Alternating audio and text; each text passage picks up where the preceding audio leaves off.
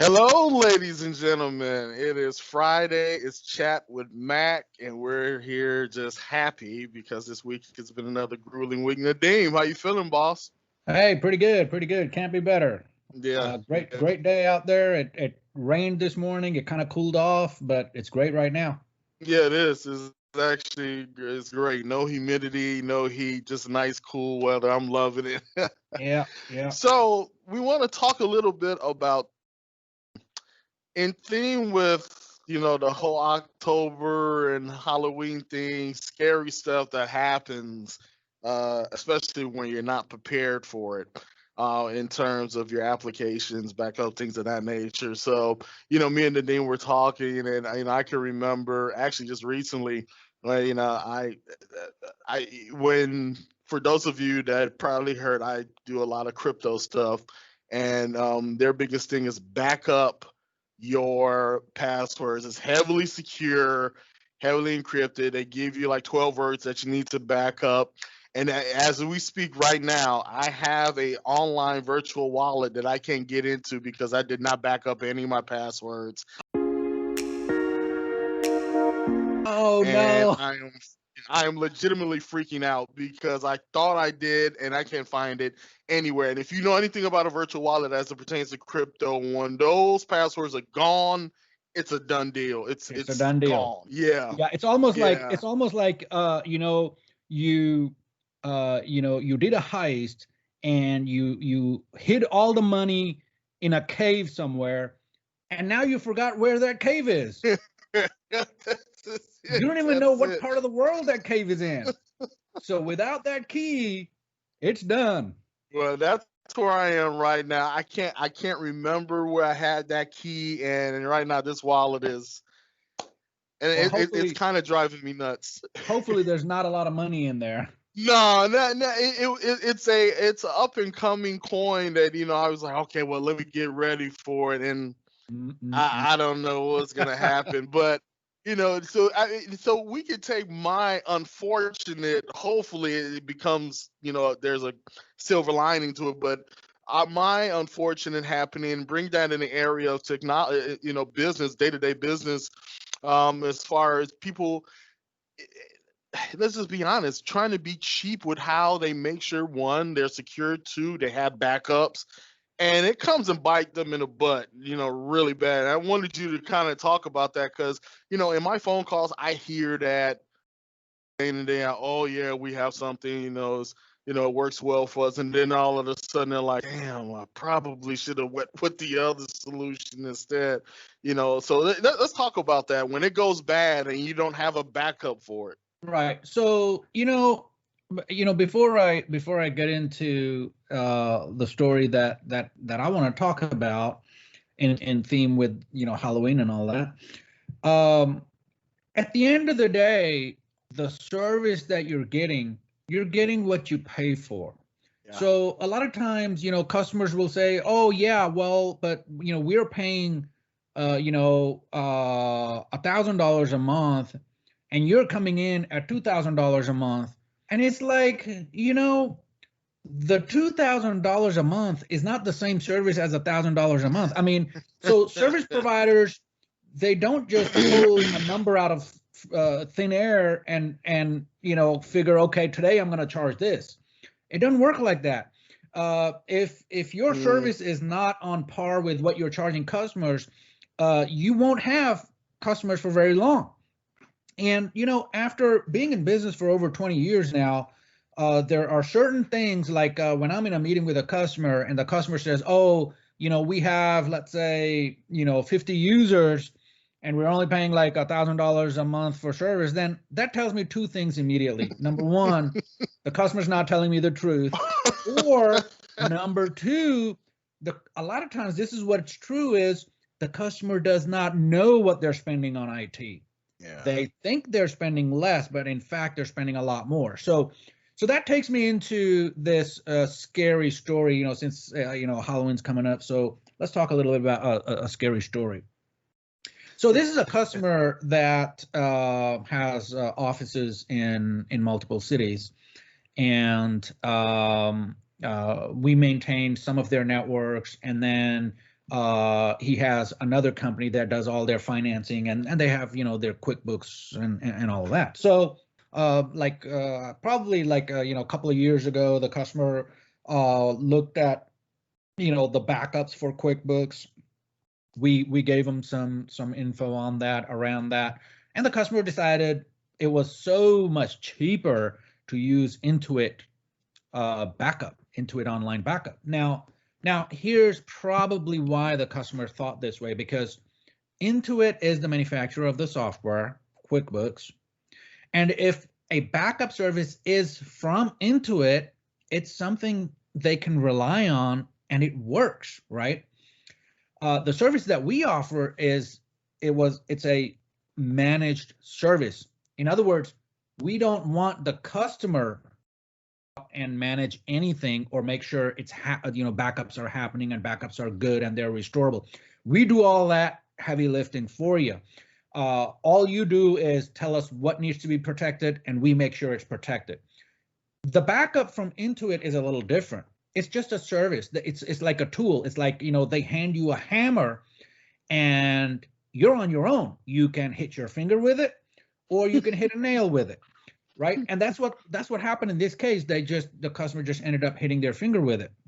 What happened is, they had this online backup and they set it up. Actually, the owner set it up himself and everything was happy. He was thinking he has good backups because the backup says, it's successful, never had a single failure. Everything was great.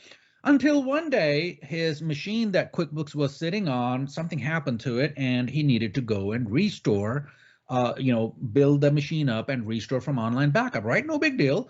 He got the hardware, he got the machine built, and he installed QuickBooks, and then he went to restore the backup. And it took like 4 hours. It's a big company file. So every time he would try to restore the backup, it would run for about 4 hours. And at the end of the 4 hours, he could not open the company file. It was not a good backup. So he was on the phone with his whole world was in that backup. Everything was in that system. So then reality hit him and he reached out to us and he asked, what his options are and what could he do. Well, there were some other files on other systems that we were able to pull data from and give him something, which was still, old data. I'm talking, a few months to a year old data. So it wasn't current data. He was going to have to start from scratch as far as his financial data goes.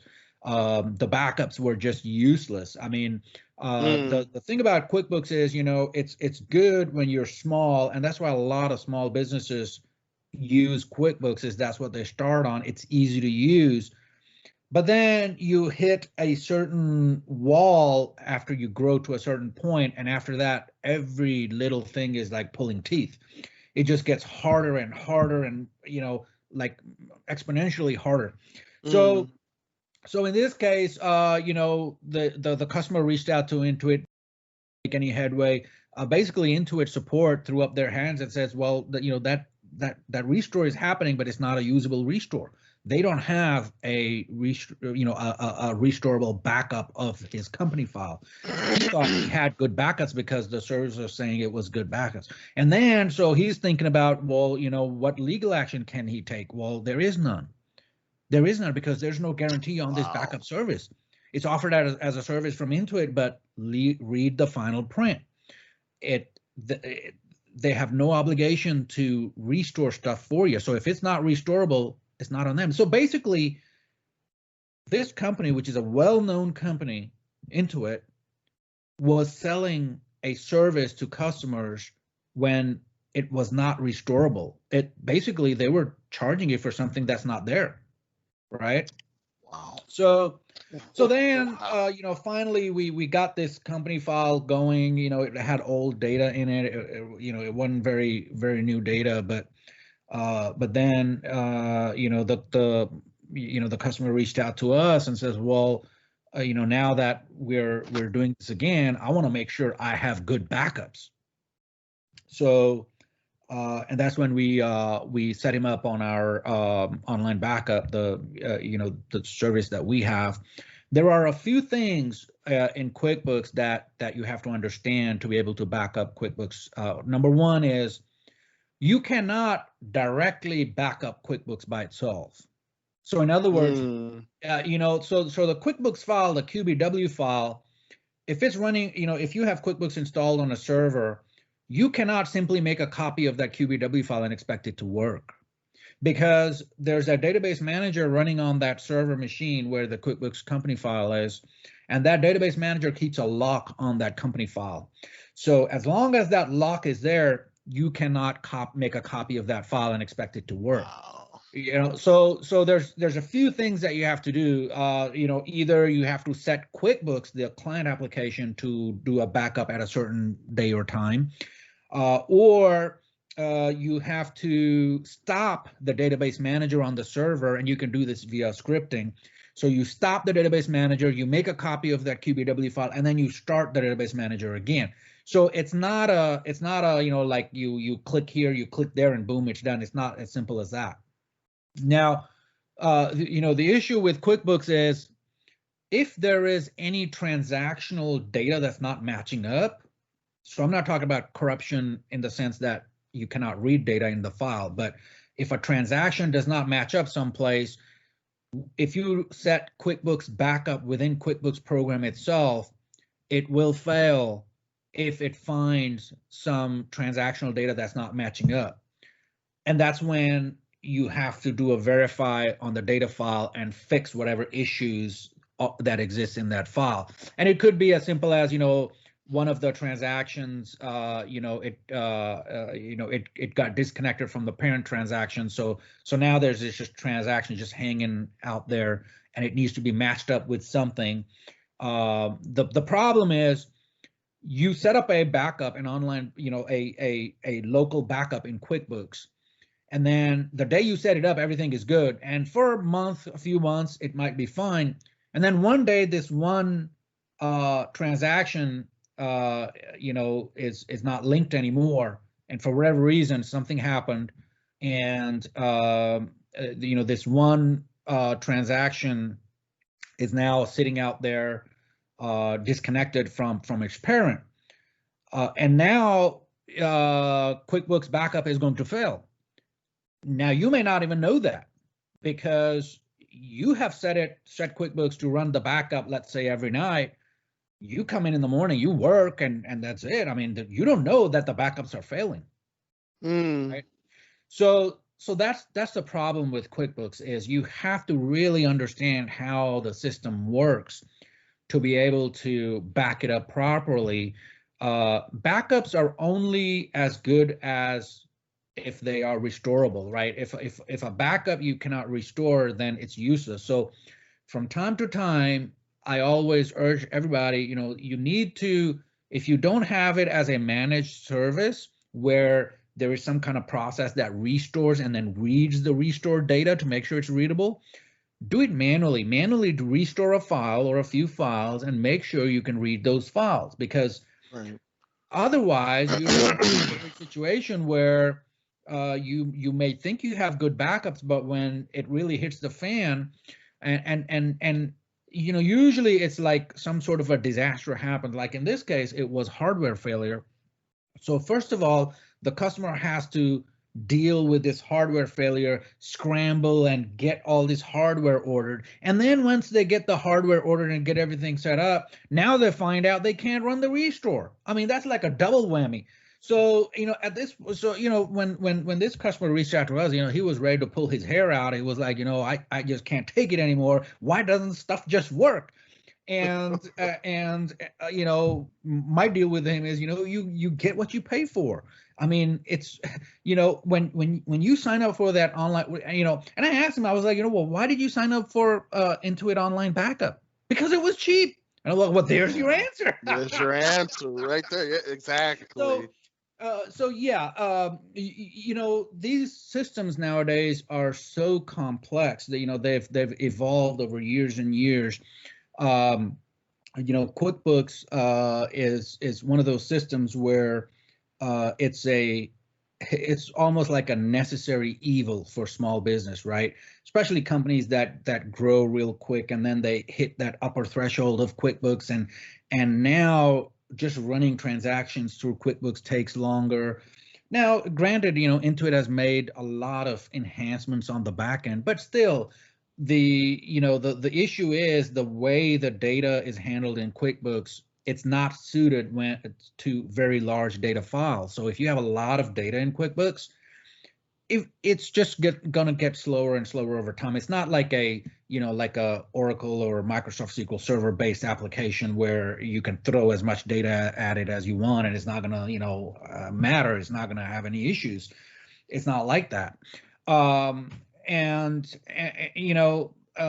as far as backups go, you cannot back up any database that is mounted, and you have to mount a database to use it.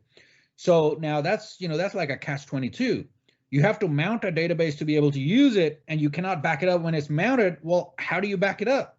Right. So you need to have a system in place that will back up either that mounted database, or that will dismount the database, back it up, and then remount it so users can start using it. And we've set up, QuickBooks backup systems for so many, and not a lot of people know this, but we run QuickBooks in Azure for a lot of customers, Yep. And I think a few nonprofits as well. And the system just works, and it works well. The process that we have set up, we've done it over so long that we have it down. We know the steps to go through, and the thing is, you have to do these steps in a certain sequence. A lot of times, people who have not dealt with this application a lot, they will kind of do certain steps ahead of certain other steps, and it just doesn't work. And they always will run into issues like that. Like, we get customers all the time where they'll be like, oh yeah, so and so company worked on our system, and it's like always a problem. Like, come Monday morning, somebody will try to log in, it won't work, and then they'll log in and do their thing, and then it starts working, but a few days later it'll stop working again. And the reason is because when the system was set up, certain steps were either missed or done out of sequence, and that's what causes the issue. It's almost like painting yourself in a corner. You need to think ahead, because once you end up painting yourself in a corner, now you have to step over that paint to get out of that room. So it's the same situation. But yeah, it was a scary situation for him.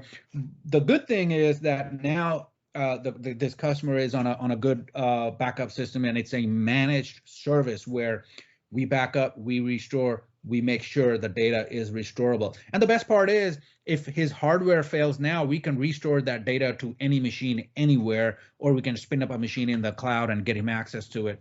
So it's like, so in a way that I guess that's a silver lining, is that it finally turned him into the right direction. But it's unfortunate that he had to get hit, by this. And by the way, the same customer got hit by another situation a few years earlier, which was similar. But I'm not going to give you a lot of info on that, because he'll know who I'm talking about. Well, it's funny, Nadeem. There are a few points to kind of glean from what you're talking about, and one thing that hit me when you were speaking is how small businesses, and I get it. You're starting out, having an MSP may not be feasible for you now, but as you continue to grow and you're trying to do all this stuff by yourself, or you got an uncle that worked on COBOL back in the days, or worked on DOS back in the day, thinks he knows about computers, and now you're stuck in this situation where you're growing and you have a problem, and like you said, there's no sequence, there are no steps, and it makes such a compelling case to get an MSP, to kind of reach out to us so we can tell you, hey, Yeah. Listen, this is out of place. There are no shortcuts. None. There are no shortcuts. None. That's the bottom line. You can pay somebody good money to make sure your systems are running, or you can pay less money and then you will have that much amount of downtime. Yeah. There's just no shortcuts. I mean, Yeah. we like, I meet with a lot of customers and some, new prospects I'll meet, and they'll be like, well, my existing person can do it for this much, and it's like, you know, it's the exam. Let me give you the example. Customers will kind of talk about kind of like, oh, but we don't need a Rolls Royce, Nadine. We just need a Honda Accord, right? And this is what I tell them. And I tell them, look, you don't even need a Honda Accord. You just need to get from point A to point B, Yeah. right? You need to reliably get from point A to point B. It doesn't matter if you have a Honda Accord, a horse carriage, or a Rolls Royce. We are going to make sure whatever you have is going to be functioning all the time, so you can always get from point A to point B. So it's not a matter of Honda Accord or a Rolls Royce. It's a matter of whatever it is to keep it running, keep it functional. It's maintenance. Yeah. If you don't maintain a Rolls Royce, it's not going to work very well for you. No. And if you don't maintain a Honda Accord, it's not going to work well for you either way. Hell, even if you don't maintain the horse carriage, the horse dies, then what? I mean,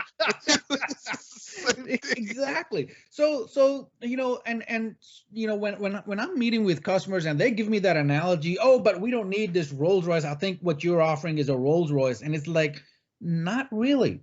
Now some customers are like, well, but can you give me like this percent discount? And it's like, tell me what service you don't need. I'll cut that service out and give you a discount. I mean, look, IT is such a, I don't want to say cutthroat, but it's such a competitive marketplace.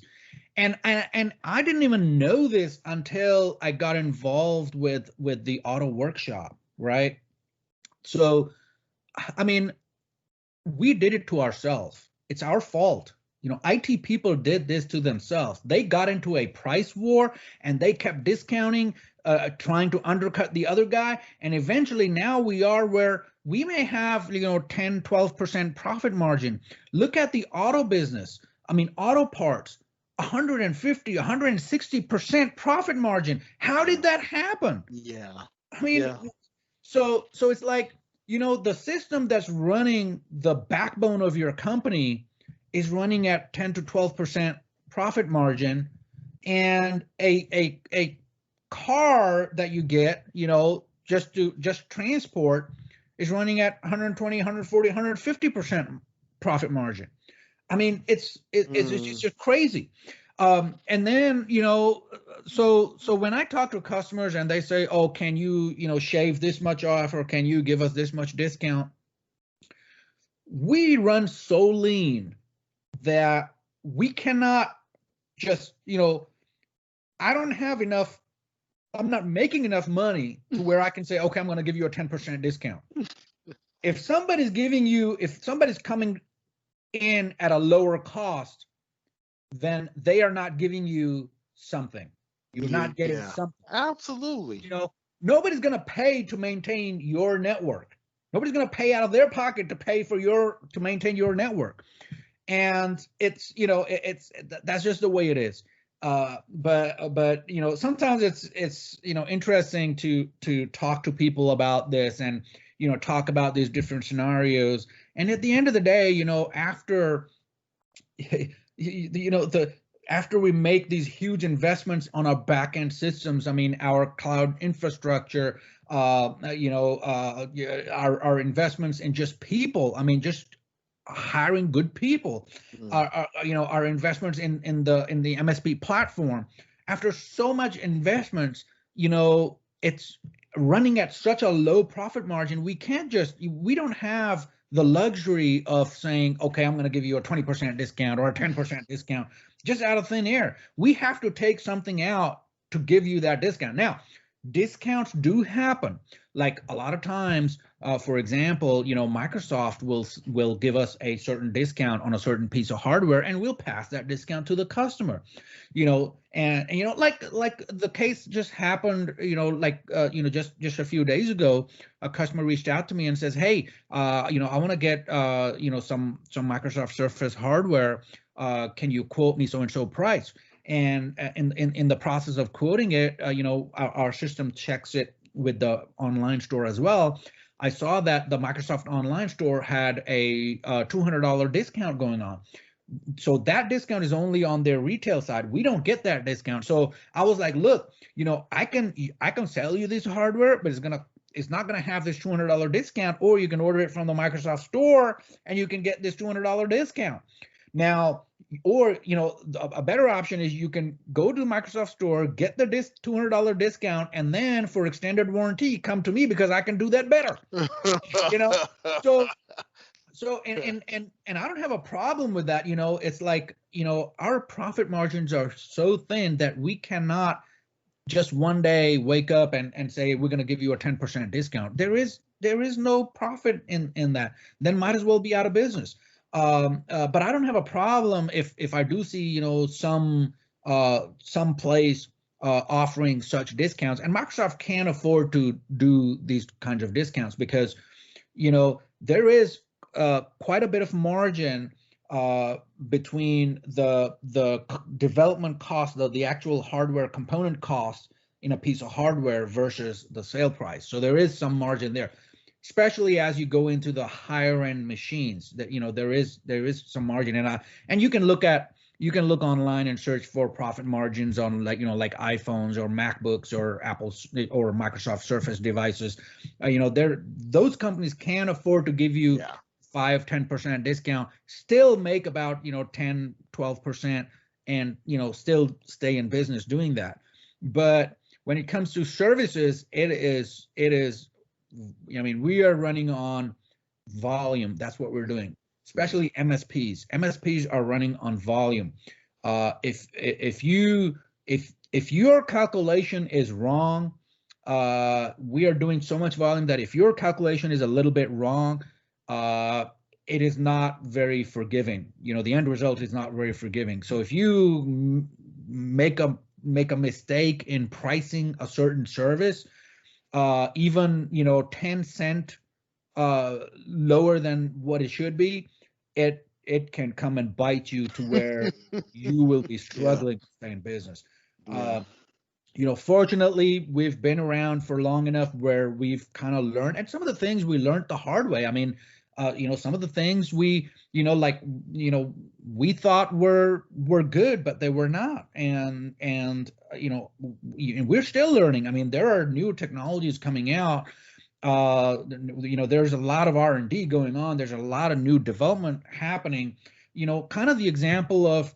I had a call earlier today with another IT company. They're supporting nonprofits, and the guy had a question regarding building their cloud servers for this nonprofit, and I was like, look, if you're doing it by hand and you're doing it manually, you can only do so much and you can only go so far. It's not going to work. You have to automate the process. With all of our automation. So what we can do is we cannot raise the price what we are charging customers. What we can do is lower our costs, and the way we can lower our cost is by automating a lot of the processes. So when we onboard a customer and we need to build an infrastructure in the cloud, we don't manually build all this stuff out because it'll take so many man hours. We have an automatic script that we provide some variables to, and it goes out and builds the infrastructure for us. So that's why we can, that's how we can quickly build out stuff, and we can still run at a profit. So that's a little insight into the MSP world. We kind of got sidetracked from the QuickBooks backup. I love it. I love it. But yeah, so there's a lot that goes on in this industry that you don't see. So when somebody says, hey, I can maintain your network for $1,000, and then somebody else comes in and says, hey, I'm going to maintain your network for $2,500, make sure you're comparing apples to apples. Absolutely. Absolutely. And so that means when I call most of you again next week, let's, and I hear this. Actually, funny, Nadeem, I heard this week. Where someone's like, well, somebody, my guy, I'm paying $600 a month, and I remember thinking to myself, there's no way you're getting Yeah, any yeah. decent It's like service for $600, what is he doing for $600 a month? for I mean, $600 per month. I don't know what's going on, but so unless you here's got two hamsters here's in the the thing. wheel. So there are certain industry standards. If you follow these industry standards, you have a set cost. You cannot do certain things below that cost. If that is happening, then I want to know how that's happening, because, and it's not just me, it's every other IT company that's been in business for 10 years or more will want to know how that is possible, because we all live in the real world. We've all been in it. We all know what the costs are. So we want to know, True. how is somebody able to do this? Is there this mystical investor on the back end who's just wanting to give away money, like that email from Bill Gates to give you money?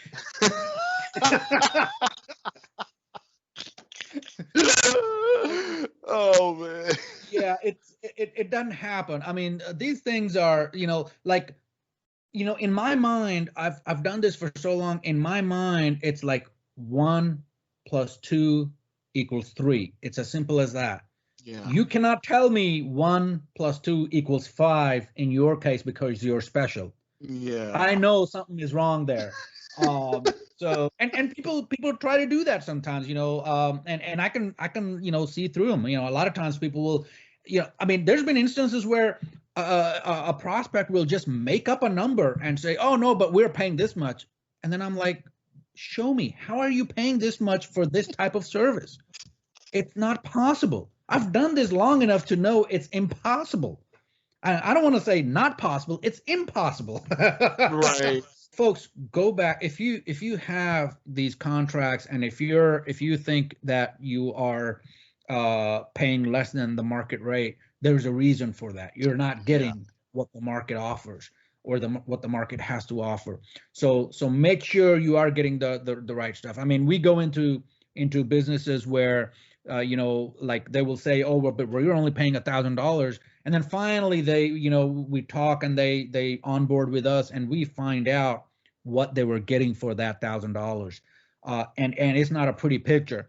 I It mean, comes we're talking around about clear. where Yeah. where there's no industry standards followed. And folks, these industry standards are standards for a reason. It's like cabling. A Cat 5 or a Cat 6 standard in cabling is there for a reason. uh, and you can't just put a Cat 3 cable where you need a Cat 6 cable and expect it to work. It's not going That's to push that true. amount of data. It's just not going to happen. uh, and we find all kinds of stuff, like from consumer Netgear switches to all cabling issues, where they've used substandard cabling, where they have not even thought about physical security of their server infrastructure. And that's just so important. If you're running Windows on any machine out there, physical security is important for that machine. It only takes, I think, last time we ran a test, and less than 5 minutes for somebody to break into a machine, even if they don't have a password, as long as they have physical access to it. And it's just the way it is. So, Wow. but yeah, now if Mac, if you run across somebody who says they're paying, like, some off the charts number, maybe you can set up a time where I can talk to them, so I can find out how they're able to do this, how they're able to do what nobody else in the world can do. Yeah. Yeah. It's impossible. Most of the time I'm like, no, that's not possible. And I'm not there to challenge them in that respect, but in the back of my head, I'm like, there's no way. Yeah. There's absolutely no way. You know. So you call them back in a year, and when they've been hacked 3 times and 4 phishing attempts and all that, So then it makes sense. yeah, and that's a good point. So I've run into some prospects where you bring up if they've had any security issues, and they say no. You bring up if they've been hacked, and they said well, nothing unusual. And it's like, wait a minute, what do you mean unusual? And come to find out, some of these people don't know that you should never get hacked. They think that getting infected with ransomware is okay because everybody gets infected with ransomware. No, No, it's not no, okay. no, no. So so a lot of times the customer just does not know, or maybe their IT guys have told them that it happens to everybody, so just live with it, you know.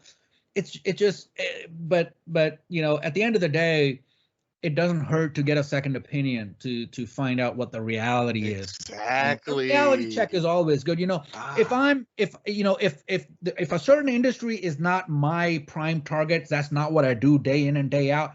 I'm gonna get an expert in that industry to do that. You know, like you don't go just some Joe Blow down the street to do your accounting stuff for you. You go and find a good CPA. You know, you don't go and just get some lawyer to represent you just down the street. No, you find the best lawyer in the the type of case that you want them to handle. And that's the absolutely. thing is, that's how it is with IT. You don't want to just hire some Joe Blow down the street. You want to get the best IT company that is in that industry. And that's what it comes down to at the end of the day. That's I get exactly what it excited comes down about to. this stuff. I know it's good. It's good. It's good. Well, anyway, that was well needed, and I'm hoping that everyone, you get something out. And like Nadine said, if you've been paying for a service well below the minimum, we encourage you look at your contract. Heck, I think Nadeem, if I'm not mistaken, I don't know if there's a legal thing. Don't quote me on that, but I think you can even look over those and say, hey, listen, these are some gaps. So Yeah. anyway, we're here to help to make sure that you're getting the best bang for your buck. Period. Yeah, and a lot of times, we do these assessments for companies. And by the way, we don't charge for this assessment, No, right? So not, we do no. these assessments for companies where, after we turn in the report, I think the last customer that we or prospect we did this for, uh, they did not. I mean, so these are, this is a company that had in-house IT admins. They had their own IT department. And when we handed them the report, their eyes opened up and they were like, we did not know this was happening. This is not acceptable. We need to rectify this right now. So Yeah. all of a sudden, that something that wasn't even on their radar was now an emergency that had to be fixed, because some of these companies they have government oversight. They're in the financial industry. They have, third party oversight. They cannot have certain things. And I've seen where some IT people will say certain things to pass requirements, compliance requirements, when those things are actually not in place. Mm, And it happens. It's like, the least path, the path of least resistance. So distance. they're like, okay, Yeah. well, let me just check this box over here. The problem with doing that is, if something does happen and then a forensic analysis is done, the truth will come out. And then you'll have to pay not just the cost of it, but a penalty for it as well. And you may even lose your ability to transact in that industry. I mean, it's huge. Not worth it. Yep. It's just not worth not having everything. But anyway, that's all we Yep. got. So yeah, let's wrap it up. And so, folks, if you have any questions, you want me to talk about something specific, let me know. And in the meantime, have a great day, and we'll see you next week. See you next week. Have a good one.